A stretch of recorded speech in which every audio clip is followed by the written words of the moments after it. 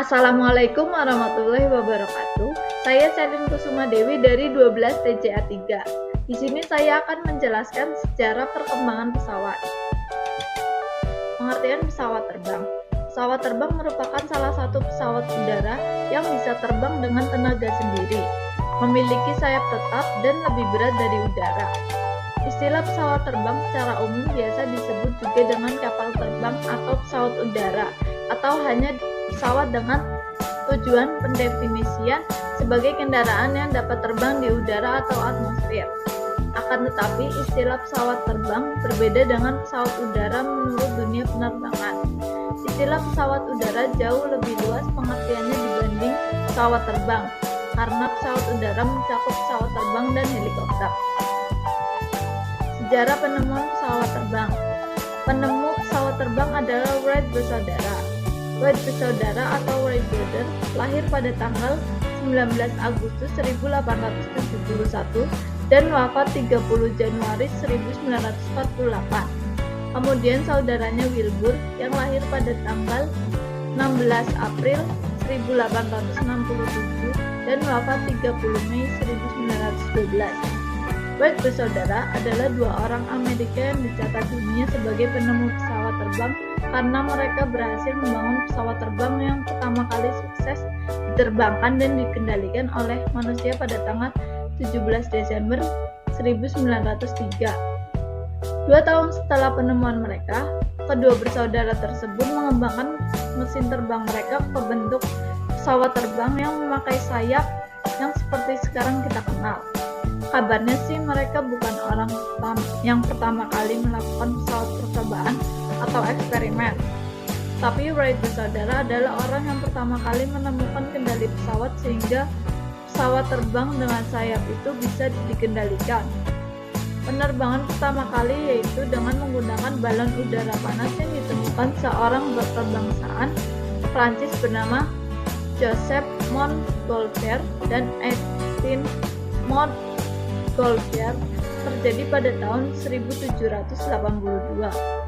Lalu kemudian disempurnakan seorang Jerman yang bernama Ferdinand von Zeppelin dengan memodifikasi balon berbentuk cerutu yang digunakan untuk membawa penumpang dan barang pada tahun 1900. Penerbangan di Indonesia pada zaman penjajahan Belanda.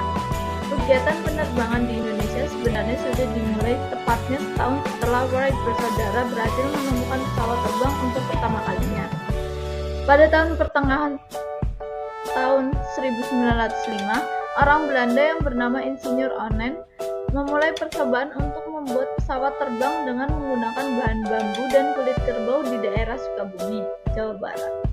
Pada saat itu, aktivitas semacam ini juga muncul di daerah Jawa Timur. Pada tahun 1914, VOC Belanda membuat lembaga khusus untuk membuat eksperimen percobaan penerbangan dengan nama Proef Flight Afdeling, di mana memang lembaga ini memiliki tujuan untuk memproduksi pesawat terbang yang nantinya akan beroperasi di wilayah Asia, terutama di Indonesia. Belanda pada tahun 1923 berhasil mendirikan teknis Dienstloffvaart Afdeling yang berlokasi di daerah Sukamiskin, Bandung, Jawa Barat. Lembaga ini merupakan cikal bakal dari berdirinya industri pesawat terbang di Indonesia. Pusat lembaga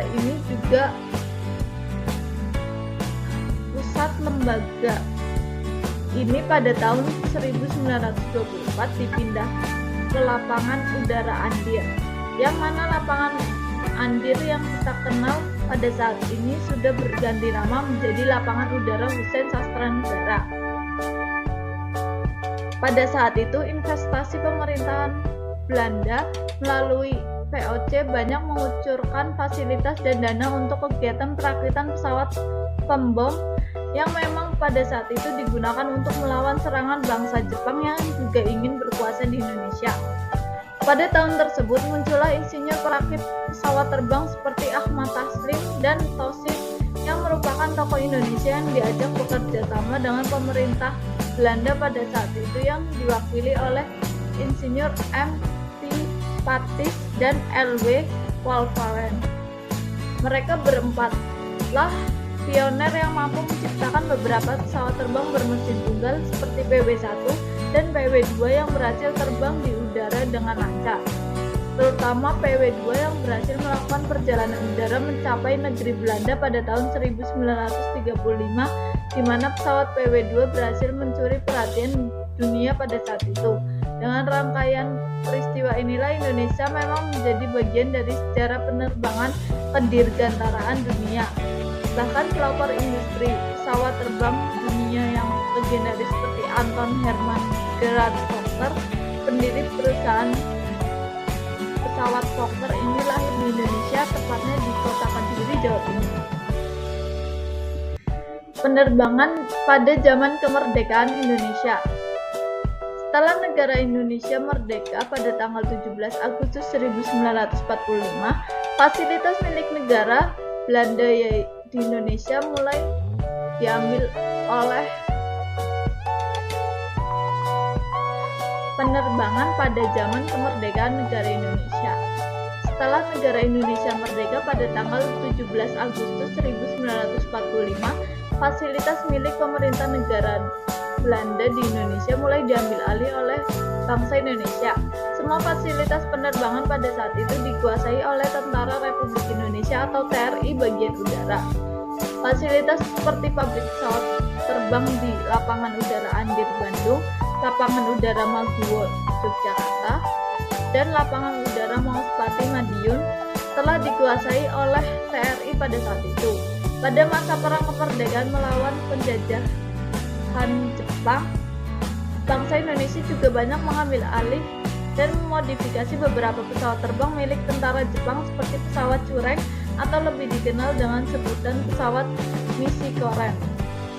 Pada saat itu muncullah tokoh dirgantara seperti Adi Sucipto yang juga berhasil memodifikasi pesawat peninggalan Belanda seperti B-25 Missile yang mampu terbang secara lebih baik. Lapangan Udara Maospati pada saat itu juga berhasil mengeluarkan produk pesawat seperti Jogling yang diluncurkan dengan nama NWG 1 atau Nurtanio Wiweka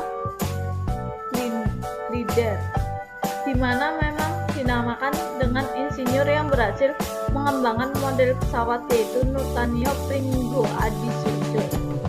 Dengan bantuan dari insinyur lainnya, pesawat NWG-1 ini berhasil diproduksi sebanyak 6 buah pada saat pertama kali diperkenalkan kepada dunia, yakni pada waktu pelatihan dan pendidikan militer pada tahun 1946.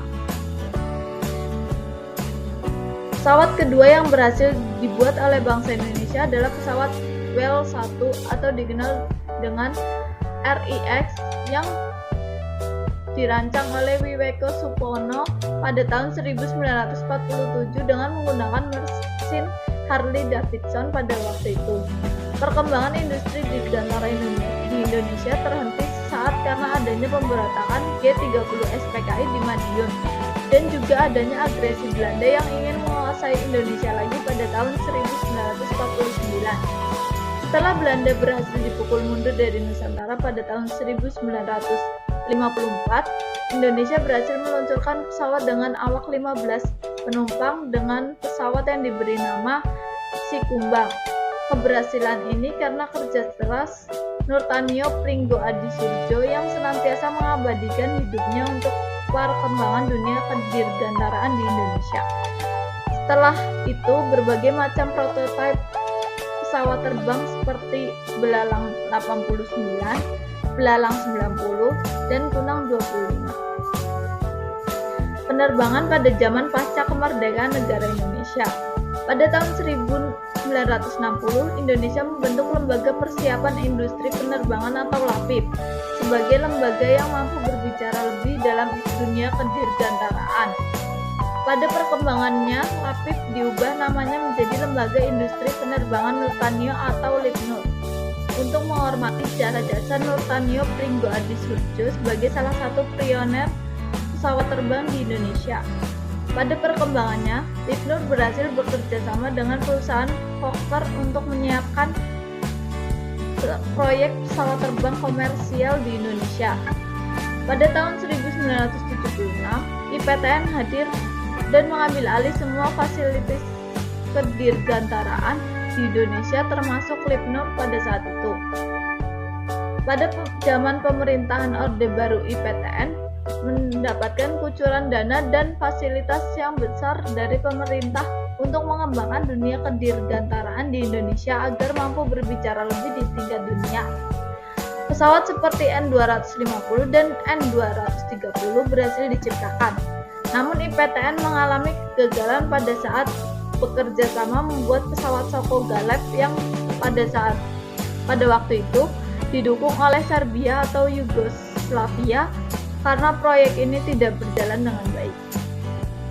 Pada zaman Orde Baru, IPTN melalui pemerintah juga mengirim beberapa anak muda ke luar negeri untuk menyerap pengetahuan seputar dunia perakitan dan pembuatan pesawat terbang. Salah satu lulusan yang terkenal adalah B.J. Habibie. Pada zaman pemerintahan Soeharto, IPTN banyak sekali kehilangan order dan kesempatan dana miliaran rupiah tidak menjadikan sebuah hasil yang maksimal. Kondisi keuangan yang memburuk pada IPTN membuat IPTN melepas tenaga-tenaga terbaiknya ke luar negeri.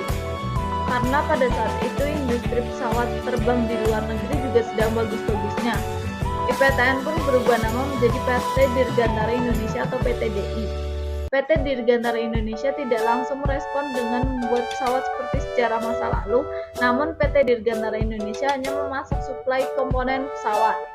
Perusahaan seperti Boeing, Airbus, dan British Aerospace berhasil digandeng. Namun pada perkembangan inovasi akan teknologi pembuatan dan perakitan pesawat terbang juga dimulai kembali oleh PT Dirgantara Indonesia. Pada zaman pemerintahan Gus Dur, PT Dirgantara Indonesia berhasil memperoleh keuntungan bersih 11 miliar yang merupakan suatu sejarah tersendiri bagi industri penerbangan di Indonesia. Hingga akhirnya dunia penerbangan mampu berkembang hingga sekarang. Sekian penjelasan dari saya. Mohon maaf apabila ada salah kata. Terima kasih.